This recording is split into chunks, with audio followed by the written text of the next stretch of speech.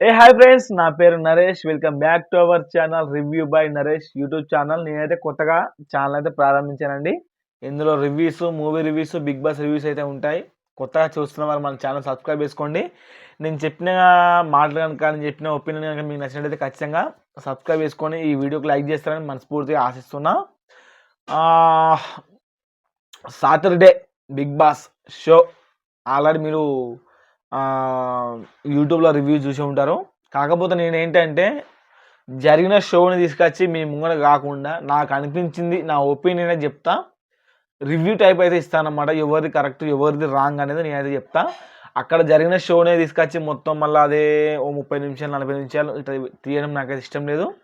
ఒక 10 మినిట్స్లో మాట్లాడి నాకు ఎవరు కరెక్ట్ అనిపించింది, ఎవరు రాంగ్ అనిపించింది, ఎవరు సేఫ్ అయ్యారు, నేను ఎలిమినేషన్ ఉన్నది కదా, నిన్న ఎలిమినేషన్లో ఎవరు సేఫ్ అయ్యారు, ఎవరు ఇంకా డేంజర్ జోన్లో ఉన్నారు అనేది ఈరోజు మనం క్లియర్గా క్లుప్తంగా మాట్లాడుకుందాం.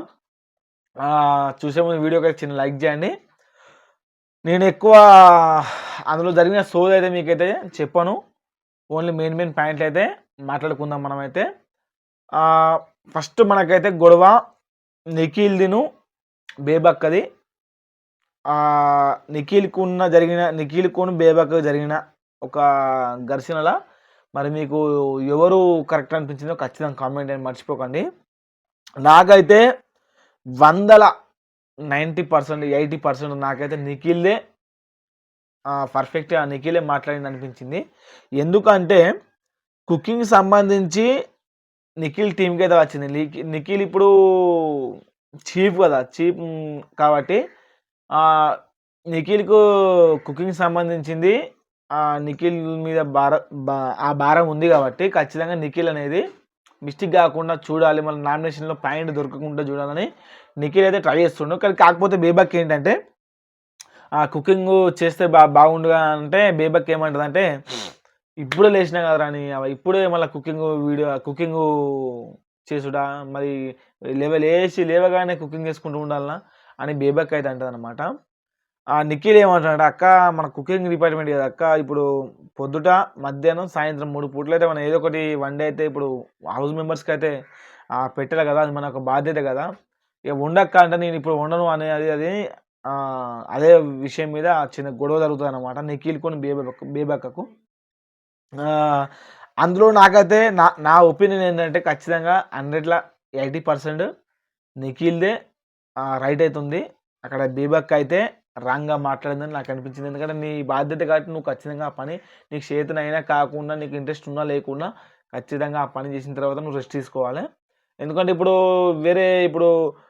నైని వాళ్ళ టీం మెంబర్స్ కూడా బాత్రూమ్ కడగాలి, ఇల్లు ఊడవాలి, అవన్నీ చేయాలి కదా. మరి వాళ్ళు కూడా నేను చేయలేను అంటే మీరు చేసుకోలేరు కదా. ఇది కూడా అంతే. ఖచ్చితంగా నువ్వు ఆ పని చేయాలన్నమాట. అక్కడ ఈ యొక్క లొల్లిలో నాకైతే నిఖిల్ది కరెక్ట్ అనిపించింది. ఇంకొకటి విష్ణుప్రియకు సోనియాకు జరిగిన గొడవల మీకు ఎవరిది కరెక్ట్ అనిపించింది ఖచ్చితంగా కామెంట్. నాకు అనిపించింది ఏంటి అంటే, సోనియా చిన్నదానికి కూడా పెద్ద నెగిటివ్గా తీసుకొని కొద్దిగా ఎక్కువ ఓవర్ యాక్షన్గా ఫీల్ అవుతుందని నాకు అనిపించింది. అక్కడ విష్ణుప్రియ ఓవర్గా మాట్లాడలేదు, నార్మల్ విషయం మీదనే సోనియా అయితే అలిగిపోవడం, హట్ అవ్వడం జరిగింది. హట్ కావడంతో విష్ణుప్రియ ఏంటంటే సారీ అని చెప్తుంది. సారీ చెప్పినా కూడా ఆ సారీ అనేది తీసుకోకపోవడం, దాని చిన్నదానికి పెద్దదానికి ఫీల్ అవ్వడం అనేది నాకైతే నచ్చలేదు. సోనియా అది నాకైతే నచ్చాలనిపించింది. ఎందుకంటే నాకు అక్కడ జరిగిన సిచ్యువేషన్లో విష్ణుప్రియదే కొంచెం అంటే మాటలు ఇద్దరి వేనే, కాకపోతే ఏంటి అంటే విష్ణుప్రియనే నాకైతే విష్ణుప్రియ మాట్లాడింది నాకైతే నచ్చింది. ఎందుకంటే విష్ణుప్రియ మాట్లాడింది రైట్ ఉంది అక్కడ. సోనియా మాట్లాడింది నాకైతే నచ్చలేదు. మరి మీ ఒపీనియన్ కూడా కామెంట్ చేయండి. మరీ ఓవర్గా అని కూడా కాదు, 180% నేనైతే విష్ణుప్రియ మాట్లాడింది రైట్ అంట. ఒక 20% సోనియా మాట్లాడింది కూడా రైట్ ఉంది. ఎందుకంటే తర్వాత ఫీల్ కావడం, ఏడవడం, తర్వాత సోనియా ఎమోషనల్గా ఫీల్ అయినప్పుడు విష్ణుప్రియ కూడా కొంచెం ఓవర్గా మాట్లాడింది.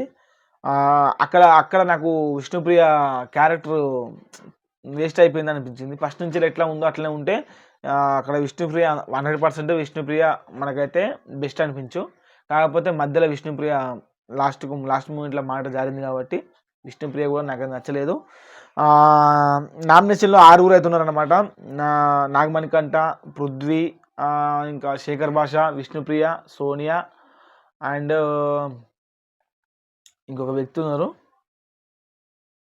వీళ్ళైతే ఒక 6 దాకా నామినేషన్లో ఉన్నారు. నామినేషన్లో ఉంటే సోనియా అయితే సేవ్ అయింది. ఈరోజు సాటర్డే కదా, సాటర్డే రోజు సోనియా అయితే సేవ్ అయిపోయింది.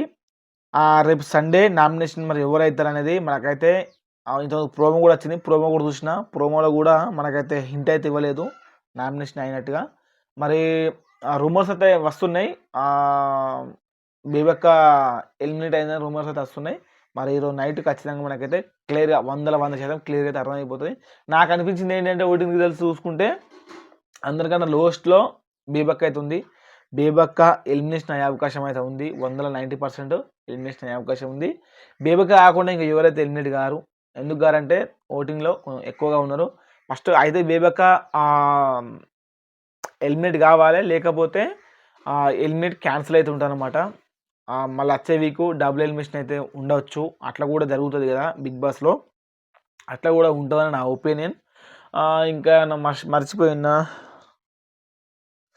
ఇంకా నిన్న ప్రోమో రివ్యూ చూసుకున్నాను నిన్న ఈవినింగ్లో. ఇక సాటర్డే కాబట్టి నాగార్జున సార్ ఎవరికైతే పనిష్మెంట్ కానీ ఎవరికైతే చెప్పడన్నమాట. ఎవరి జడ్జిమెంట్ అయితే నాగార్జున సార్ అయితే ఈ ఒక వీక్ అయితే తీసుకోలేదు. ఎవరు జడ్జిమెంట్ వాళ్ళే ఇచ్చుకోవాలి. ఇప్పుడు నాకు ఒక వ్యక్తి నచ్చకపోయింది అనుకో, కత్తితో పొడిచి ఇక్కడ నాకు నచ్చలేదని చెప్పుకోవడం. అక్కడ కొంతమంది పాయింట్స్ నాకు నచ్చినాయి, కొంతమంది పాయింట్స్ నచ్చలేదు, కొంతమంది ఏదో అట్లా చేయాలని ఏదో పిచ్చి చేసేసారు, అదైతే నాకు నచ్చలేదు. అంటే ఇప్పుడు ప్రతి ఒక్కరు కూడా అలా వాళ్ళ మైండ్ సెట్లో ఏంటంటే ఈ పాయింట్ కరెక్ట్ అని కత్తి గుచ్చిన తర్వాత ఏమనిపిస్తుందంటే నాగార్జున సార్ ఏం చేస్తుందంటే అది పాయింట్ కరెక్ట్ కాదమ్మా, నువ్వు చేసింది పద్ధతి కాదు. అదే గేమ్, ఆ గేమ్ లాగా ఆడరు కాబట్టి నువ్వు కరెక్ట్గా తీసుకోలేకపోయినావని నాగార్జున సార్ అన్నాడు. సీతకు కానీ, ఇప్పుడు నాగమణికంఠకు కానీ, ఇంకా ఇంకొక ఇద్దరికైతే ఈ పనిష్మెంట్ అయితే పడ్డదన్నమాట. పనిష్మెంట్ కాదు, కాకపోతే రాంగ్గా తీసుకొని కత్తితో పొడవడం, అంటే రాంగ్గా మెంటాలిటీ రాంగ్గా ఆలోచించి కత్తితో పొడవడం. ఇప్పుడు నైనీను ఇంకా సోనియా కాదు, నైనితో పాటు చీఫ్ ఇంకొక అమ్మాయి ఉంది కదా, ఆమె పేరు నాకు తెలియదు, తెలుసు కానీ మర్చిమరిచిన.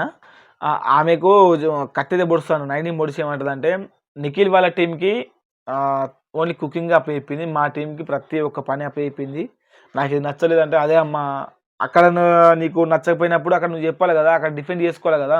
ఇక్కడ మాకు గినికన పని ఇంత పని మాకెందుకు చెప్తున్నావు, ఇంత తక్కువ పని వాళ్ళకి ఎందుకు చెప్తున్నావు అని నువ్వు అడగాలి. నీకు అడిగే రైట్స్ ఉన్నాయి, అడగాల్సిన రూల్స్ కూడా ఉన్నాయి కదంటే అప్పుడు నేను షాక్లో ఉన్నా సార్. అంటే షాక్లో ఉన్నా లేకున్నా కూడా ఒకసారి అయిపోయింది అంటే మళ్ళీ ఏం చేయలేం. మీ టీం మెంబర్స్ సీతని లేపి అడుగుతాడు, మరి మీరు ఖచ్చితంగా మీరు నైన్ని అడగాల అంటే సార్ మాకు తెలియదు సార్, కన్వెన్షన్ రూమ్లో ఏం జరిగిందో మాకు తెలియదు సార్ అని సీత అయితే అంటది. ఇంకేమైనా చిన్న పాయింట్లు నేను అంత సోది పెట్టదలుచుకోలేదు ఫ్రెండ్స్. నేను మెయిన్ పాయింట్లు, ఇప్పుడు బిగ్ బాస్ షో అనేది ఒక 50 minutes 60 minutes అయితే ఉంటానమాట. మనం మెయిన్ పాయింట్లు మాట్లాడుకుంటూ వెళ్ళిపోతే వీడియో లెంత్ తక్కువ అయిపోతే మీరు చూసే వాళ్ళకి కూడా ఇంట్రెస్ట్ అయితే ఉంటుంది. ఎక్కువ అక్కడ జరిగిన స్టోరీలు, అక్కడ జరిగిన మాటలన్నీ తీసుకొచ్చి మీరు ఎట్లా బిగ్ బాస్ షో చూస్తారు, చూసిన తర్వాతనే ఈ రివ్యూ చూస్తారు కాబట్టి మీకు అంత సోది చెప్పదలుచుకోలేదు. నేను తప్పుగా మాట్లాడుతుంటే క్షమించండి. నాకు అనిపించిన రివ్యూ అయితే ఇది. మరి మీ రివ్యూ, మీకు అనిపించిన రివ్యూ ప్రకారంగా మీకు ఏమనిపించిందని ఖచ్చితంగా కామెంట్ చేయండి. ఆ కామెంట్ నేను కూడా చదువుతా. చదివిన తర్వాత ఆ పాయింట్ దేనికి సంబంధించిన పాయింట్ అనేది నేను కూడా చూసి కరెక్టా కాదని నాకు కూడా మీ ఒపీనియన్ కూడా నాకు కూడా తెలుస్తుంది. ఇంతే ఫ్రెండ్స్, ఇవాళ Bigg Boss season 8 Saturday review. ఇది ఒక రివ్యూ అనుకోండి. మళ్ళీ ఒక మంచి రివ్యూతో కానీ ప్రోమో రివ్యూతో కానీ కలుద్దాం. అంతవరకు మీ సపోర్ట్ ఇవ్వాలని మనస్ఫూర్తిగా కోరుకుంటూ బాయ్.